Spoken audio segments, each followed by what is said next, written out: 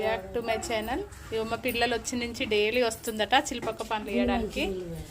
చూడు మా అమ్మనైతే ఏదో ఒకటి పెడుతుంది, వస్తే వట్టిగా ఊకోదు, అన్నము ఏదో. అవి ఎంతమ్మా? పోస్తా కానీ వాటరు. అవి ఎంత పండ్లు? గంతనా?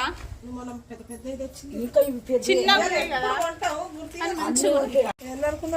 యూట్యూబ్ లో పోతావు, నువ్వు అందులో వస్తావు, టీవీలో వస్తావు ఇప్పుడు. అందుకే మంచిగా ఇంకా నేను ఊకే చెప్పను చేటమ్మా.